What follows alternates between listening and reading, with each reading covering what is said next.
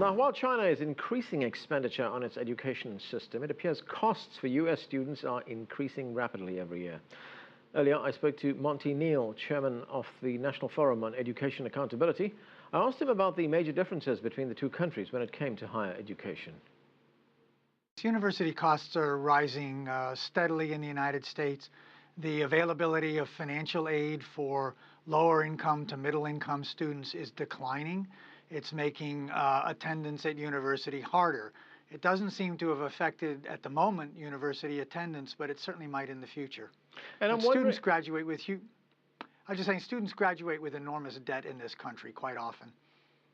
And I'm wondering what kind of impact those increases that the Chinese are talking about is going to have, say, on the American education system, because a lot of Chinese students come here to get their higher education as well. Well, if they view the Chinese education system as improving, they may be less inclined to come here. At the moment, the quality of certainly many U.S. universities is generally viewed as probably overall in the best in the world. So many students do come here from around the world still, and I expect certainly will for a while. It's possible that China will build universities that make it preferable for more Chinese to stay there rather than go to the U.S. Well, interesting point you bring up there with the quality of education that one gets in the United States. And if there's any way of distilling it down to its essence, what is the major difference between the education that a student would get in China and one he would get in the United States? There's a view that it's too driven by standardized tests. Students learn too much rote learning and not enough problem solving. Ironically, in the United States, we're going, unfortunately, in the opposite direction. We now have in place a regime of trying to control public schools with standardized testing. It has had the effect of narrowing and dumbing down the schooling, in large part because the tests focus overwhelmingly on, with multiple choice questions, on rote and procedural learning. So we're actually reducing the capacity for critical thinking and the application of knowledge or creativity in this country. And places like China and Singapore and others are saying they have a history of doing too much of that. They have to move away from it. It's not a question of a happy medium. The U.S. is really going in the wrong direction at this time. There's also one other difference I was reading about, and that is that in China, they don't separate high-achieving students from those who are not doing so well. They see the student body as a group rather than as individuals, and it's up to that group of students to bring those students who are not performing very well up to their standard. That's a very good approach, in my view. There are some other places that do that.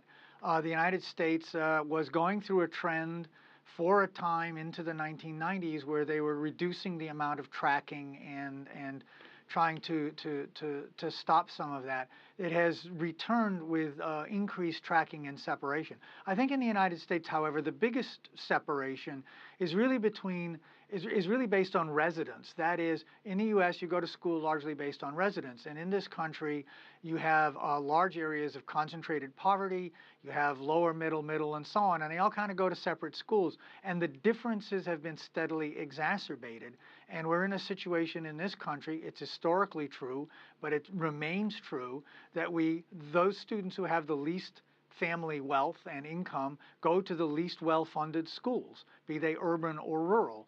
And so we constantly are not only creating and recreating, we are exacerbating class differences. Is there any evidence that the powers that be recognize those very serious problems that you just mentioned there and that they are going to be addressing it?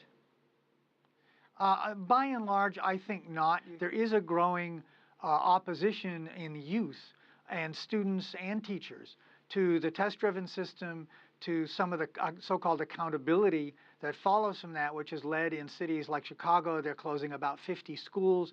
There's been thousands of students, teachers, and parents in the streets in anger about it. They're closing dozens in Philadelphia. They've been in the streets about that. There have been walkouts by students in cities across the country protesting the standardized testing. So we're seeing this year a kind of public protest from the grassroots up, and that might start to influence public policy if it can be sustained and expanded.